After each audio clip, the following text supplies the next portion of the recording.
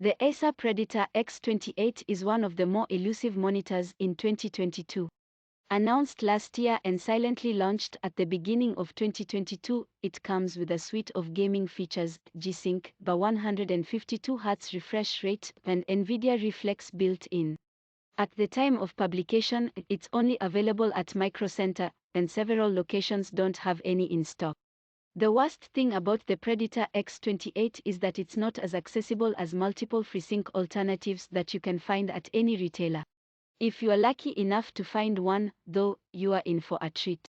You can tell the Predator X28 is different even before opening the box. It comes in a remarkably compact case, with everything slotting together in harmony inside. I rarely give much thought to the unboxing experience of the monitor, but it's worth pointing out to the Predator X28. Part of that is the stand.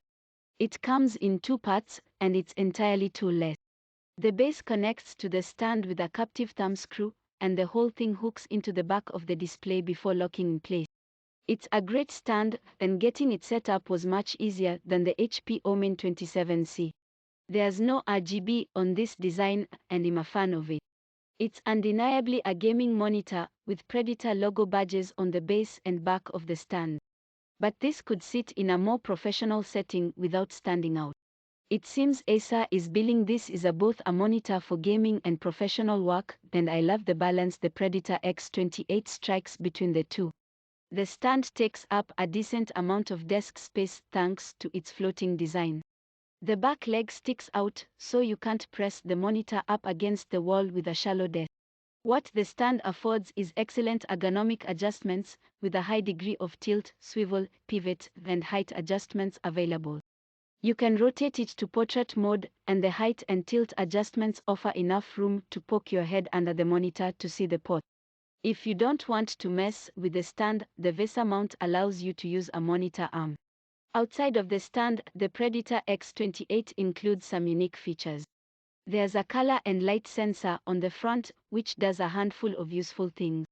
It can adjust brightness and color temperature based on ambient light, as well as detect when you leave to enter power-saving mode. You can turn off these features individually, too, which I'm a big fan of. The Predator X28 has the perfect set of ports and controls, even going beyond the excellent LG 27 GN950. You have access to 4 USB ports, split across 3 USB 3.0 and 1 USB 2.0. They are not stuffed on the back on the monitor, either. I loved having 2 of the USB 3.0 on the left side for easy access. For hooking the monitor up, you can choose one of the HDMI 2.0B ports or the single DisplayPort 1.4 connection. HDMI 2.1 isn't here, but the 2.0B standard still unofficially supports 4K at 120 Hz for the Xbox Series X and PlayStation 5. And with 2 ports available, you could hook up both. I tested it out with a few HDMI cables and hit 4K at 120 Hz every time. A word of caution, though, 4K at 120 Hz isn't technically part of the HDMI 2.0B spec, so a display with HDMI 2.1 ports like the Gigabyte M32U might be better if you plan on primarily using a console. You mainly interact with the OSD through the 4-way button you find on almost every monitor. It's a little easier to find than normal, tucked around the right side below a set of 4 additional buttons. The extra buttons are great not only for quickly finding the main control stick, but also to navigate the menu. I like the menu, though I imagine most won't. It's tiny and a little hard to read, and the settings are all exposed. You don't set the brightness of the monitor. You set the peak white level, and it's not a percentage, it's measured in nits. I much prefer this approach since it exposes settings that are normally wrapped up in easy-to-understand sliders. And it's accurate. If you set the peak white at 350 nits, you'll get a peak brightness of 350 nits. Still, I can imagine a situation where a buyer jumps into the OSD without any clear direction. The 8 included profiles can help those buyers along. The 3 game profiles are decent, and you're free to overwrite them with your own settings. They are also quickly accessible through the OSD, with one of the 4 static buttons dedicated to them. Although a little too touchy for some, but I appreciate the flexibility the OSD offers on the Predator X28. Time for brass tack. The Predator X28 comes factory calibrated, including a report that shows the display achieving a delta E value of less than 2. That's the mark for photo and video editing, but I still hung my Spider-X over the top to measure the color accuracy myself. And I was shocked. Out of the box, I measured a delta E value of 1.1, which is excellent. After calibrating, the average delta E shrunk to only 0.96.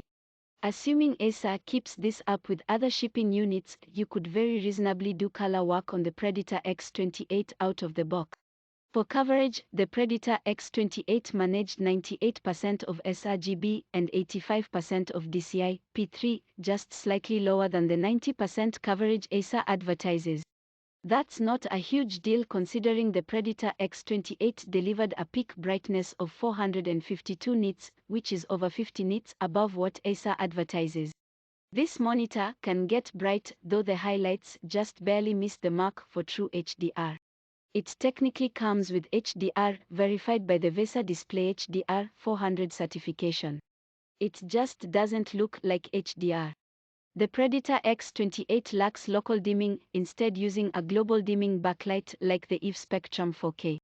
With HDR on, you're getting a slightly more vibrant image, but nothing you should worry about. The Acer Predator X28 just looks fantastic. An IPS display like the Predator X28 needs some extra work to get HDR working. The Predator X28 looks great and gets bright enough on its own, so don't chase this display for HDR performance. You'll be disappointed. Everything checks out for the Predator X28, but beyond the specs, it just looks fantastic. The zero-frame design, as Acer calls it, pushes out the bezels and makes the usable screen area feel much larger. The 28-inch form factor is great too, offering up a hair of extra screen real estate like the Samsung Odyssey G7. The Predator X28 is built to game. A 1 millisecond gray-to-gray response time, 152 Hz refresh rate, and official G-Sync support make this a cornucopia of gaming-focused display tech. It looks and plays great, and I loved using it for raiding in Destiny 2 to hanging out on the Milano in Guardians of the Galaxy.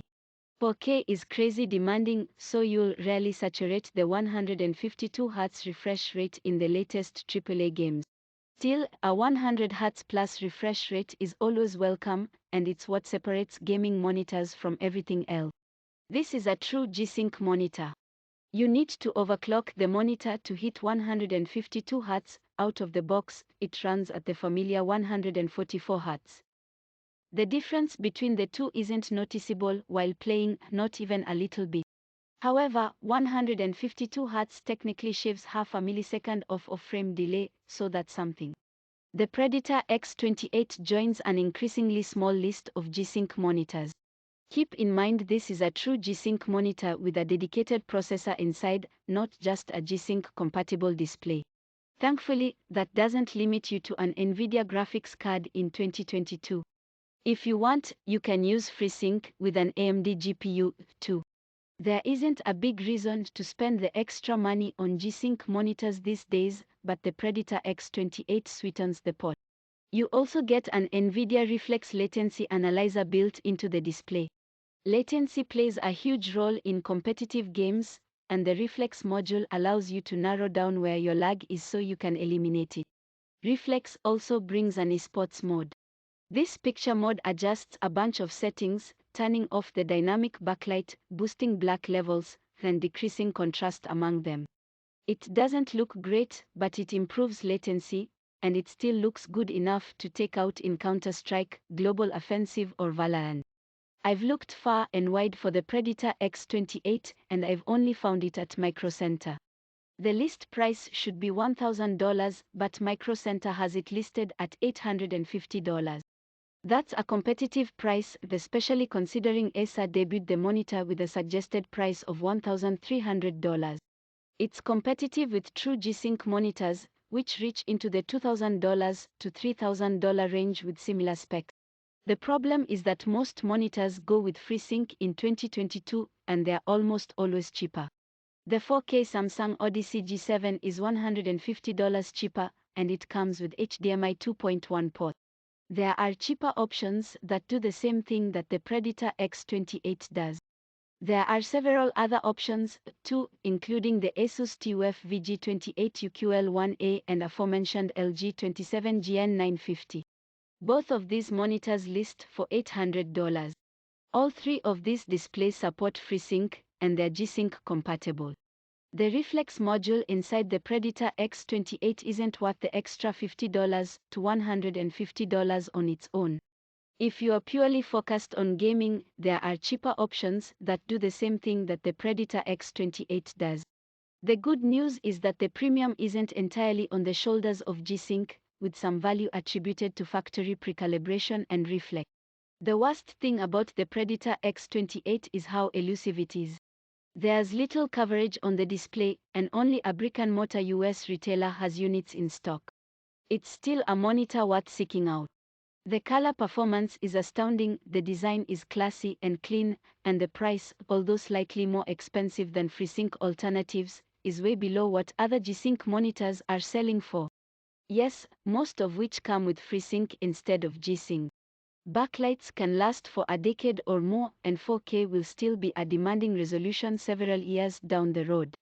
Yes, especially if you want to edit videos or photos in addition to gaming. If you're focused primarily on gaming, a FreeSync alternative could save you between $50 and $150.